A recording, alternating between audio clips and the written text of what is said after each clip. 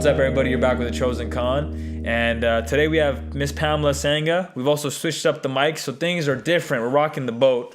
So say what's up to everybody. Hi. All right.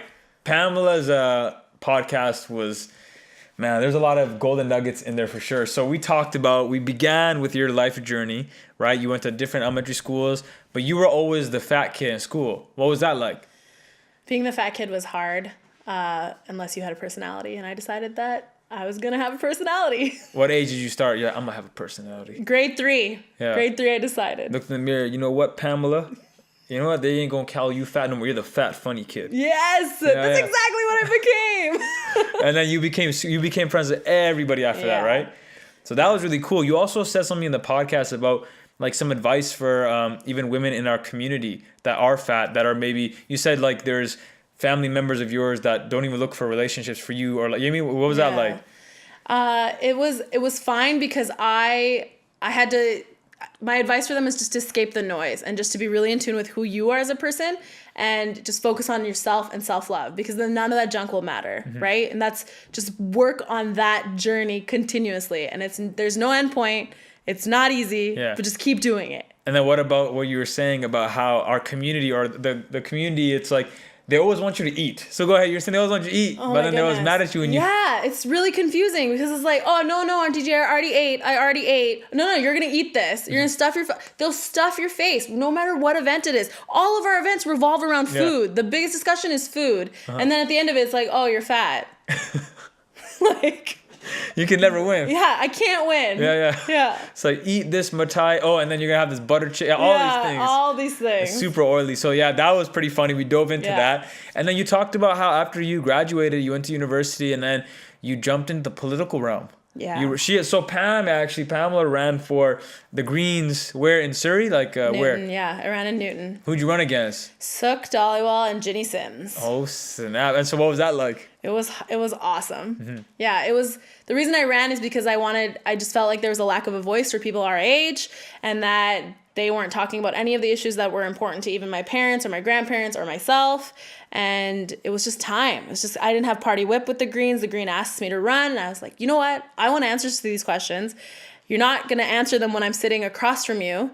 So why not when I'm sitting next to you?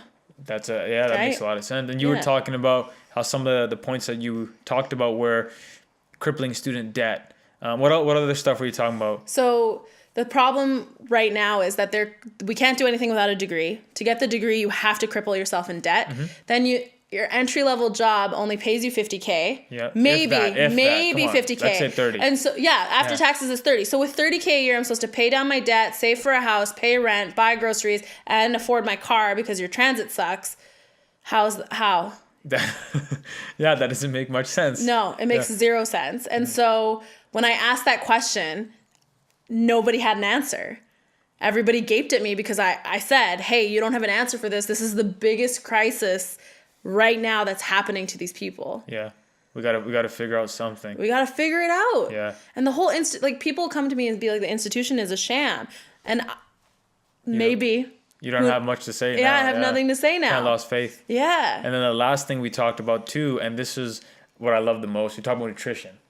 So Pamela was telling me about like brown sugar and like all these things. Remember caffeine. So go ahead, talk about caffeine and the correlation between anxiety.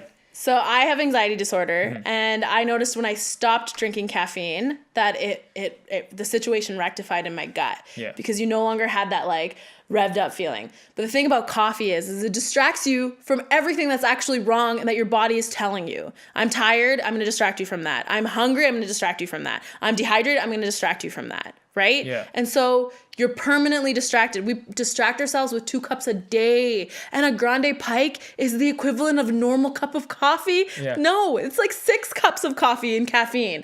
And so your body just wants more and more and more of it because we're intrinsically addicts. Like human beings are just intrinsically addicts. Yeah. Our body gets addicted to things, right? So caffeine just it's terrible. It's honestly terrible. And then what about sugar? Sugar is the worst thing on Remember this you were talking about where you used to work? Mondelez, yeah. And they were just selling sugar. Go ahead. So Pamela was talking about she used to work at a company called Mondelez, which is Oreo and... They owned Oreo and Cadbury cookies. And what would they do? They wanted kids to pick that stuff up out of school buses that they would like design to gear towards kids. Yeah. And I had a problem with it because in our house we call sugar white poison. And as Abu learned, brown sugar is just sugar that's dyed with molasses. My life is a lie. I was always like, I'm making the health conscious choice.